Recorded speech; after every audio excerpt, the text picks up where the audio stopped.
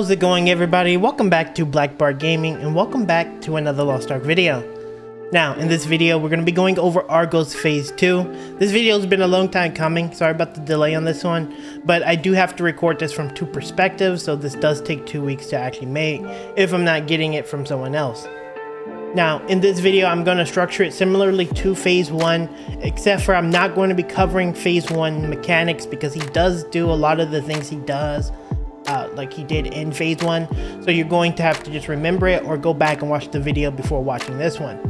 Now, with that said, guys, don't forget to like as well as subscribe to the channel, and let's dive on in to the explanation for Phase 2 of Argos. So before we even start talking about Phase 2 mechanics, let's talk about the items we need to bring. So Sun Party and Moon Party, I would highly recommend you be a gear score of 1385. You don't necessarily need to come in at 1385, you can come in lower, but if you do come in at a lower level of gear score, you're going to have a harder time hitting the boss and you will get some things blocked. As a support, it may be okay to go a little bit under, but if you're a DPS, I'd highly recommend you be 1385. Now, one thing to keep in mind when you're playing Phase 2 is you will remain Sun or you will remain Moon depending on the party that you're in. This will not change at all. I know in Phase 1 it changed a lot, but in Phase 2 you will stay the static Sun or Moon. So for my Sun Party battle items, all you will need is Destruction Bombs and rare healing potions. The Destruction Bomb is going to be used to break the parts of the mini boss that you have to fight alone, but outside of that you don't really need anything else. So on the Moon side though, yours is going to be a little bit different. You're going to need to bring high stagger characters or high burst damage characters, or a good combination of both. Characters like Berserkers, Artillerists, even Warlords can fill these roles, but I highly recommend you bring high stagger and high burst because you're going to need it for the mini boss. Also, on my supports, I think you need to bring dark grenades. You're not going to contribute too much into your to the stagger mechanic or the burst mechanic, but you can contribute damage by bringing dark grenades. So for the support character, bring dark grenades. I think it's going to be really helpful. Outside of that, both parties will need to bring rare potions. I think it's just the necessary amount you need to bring. If you're playing Berserker, you may not need it. You can probably still do the uncommon ones, but rare would be highly recommended across all characters in this raid. Now that we've covered all the battle items, let's jump into the battle and time to face Argos. Now, the fight is going to start very similarly to the previous fight with him, and you're just going to jump in the arena and start fighting. During this phase, just avoid all the telegraphs that you previously avoided. Don't stand in front of him, don't stand behind him, avoid his big attacks, avoid the tracks on the ground. Just avoid all the mechanics that we've covered in Phase 1 and you should be good to go. Now, unlike in Phase 1 though, Sun Party, you're going to be up first. You're going to be teleported to an arena, and let's start covering the mechanics for the Sun Party. Now, once in the arena, you'll be greeted by a mini-boss, and now, while the mini-boss isn't particularly strong in my opinion, you need to watch out for his tail swipes and then his other mechanic, which is a stun. You'll see these green AoEs on the ground. If you get hit by them twice, I believe you will enter into a stun, and it will be kind of inconvenient. It's not really a big deal in my opinion, but try to avoid it if you can, because he does have a phase in which you have to throw destruction bombs that we talked about at him to break his parts. Now, one thing you need to keep in mind when you're on the Sun side is you're trying to kill this boss as quickly as possible, because the Moon side is actually still fighting Argos. And if the fight goes on too long, Argos will prepare a one-shot mechanic. Now, don't fear too much because there's a way to avoid being one-shot if you're on the Moon side, but it actually requires communication from the Sun side.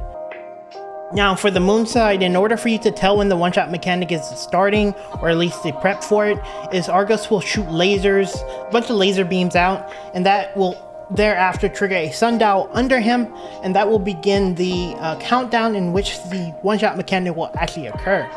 Now, Sun side, at this point you need to run over to the top right of the arena, visually look down, and tell the Moon side what mechanic is happening, which one of the 6 is actually spawning, so they know where to go to be safe. Now, I can't tell you what is going to be for you, but I will have a link down in the description with a guide showing you exactly where or how to explain it to your team which mechanic is happening, and I will have it on the screen as well so you can visually see it. And as you can see, there's many locations in which Moonside can stand to avoid this one-shot mechanic, but Sunside, you need to relay the information as quickly as possible while making sure that you keep a track of the destruction phases, because you need to throw destruction bombs at the boss to break his parts. Now that you've finished this mechanic and you've killed the boss, you will be teleported back to the center arena, fight Argos alongside Moonside, and thereafter, Moonside, you're up for your mechanics. Now we are on the Moonside, and this is your mini boss phase. And one thing you will immediately notice is that you're slowed quite a bit. Now this effect can be removed after a while, but one thing you need to keep in mind is you're trying to burst the boss as quickly as possible. I would highly recommend to burst him to at least 70% within a minute and a half, because otherwise, if you don't, the Sunside will have a one-shot mechanic that they will have to deal with. Now, on the sun side, there will be totems on the map that spawn. If the moon side doesn't burst the boss fast enough, you will need to kill the totems in order to avoid the one shot. There'll be dots on your minimap, but they will be dots on the minimap that you will have to kill in order to avoid this mechanic. Now, Moonside, if you're just doing efficient DPS, you can avoid this all around and lower him to 70%. Now, once the 70% mark comes, the mini boss will summon a mini boss. Now you will notice that this mini boss actually doesn't take much damage, but if you look under his health, he does have a stagger bar. Now during this phase, the stagger bar will eventually go down and he will go down himself, and then he will take a ton of damage. And this is another phase in which you try to do your best to burst him down quickly. And then the boss, the main boss, will summon again, and he will be in a down state. And this, my supports, is where you throw the dark bombs in order to burst him down as quickly as possible, because you're trying to get him to 30% so that the one-shot mechanic does not occur once again. Now, one thing you have to actually worry about when you're playing on the moon side is there will be a mechanic in which a red light will appear over your head. At this time, there will be 4 parts on the map in which there's safe zones. You all need to stand within your safe zone, or a huge wave of energy will come out and deal a ton of damage to the party. It shouldn't be too hard. You guys should be pretty coordinated, but avoid this mechanic if you can by just standing in the AoE, and then proceed to DPS down the boss once again.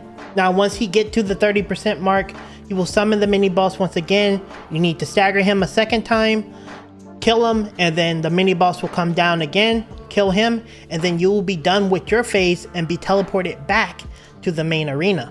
Now, if you have lasted up until this point, it's pretty much time to rejoice, because Argos is actually fairly low at this point. He's gonna just do his basic mechanics that you did when you first came into the arena. But outside of that, you just DPS him the rest of the way down, and you finish out phase 2. And there you have it. That is all the mechanics for phase 2 of Argos. It's actually a pretty easy fight once you know what's going on. And if you have any questions or concerns about phase 2, feel free to leave me it down in the comments below, because I read them all. And yeah, that's pretty much it. In the next couple of days, we will be covering phase 3 of Argos, and yeah, I'll have a video for that very soon. Now with that said, guys, don't forget to like as well as subscribe to the channel, and I will see you in the next Argos video. Later.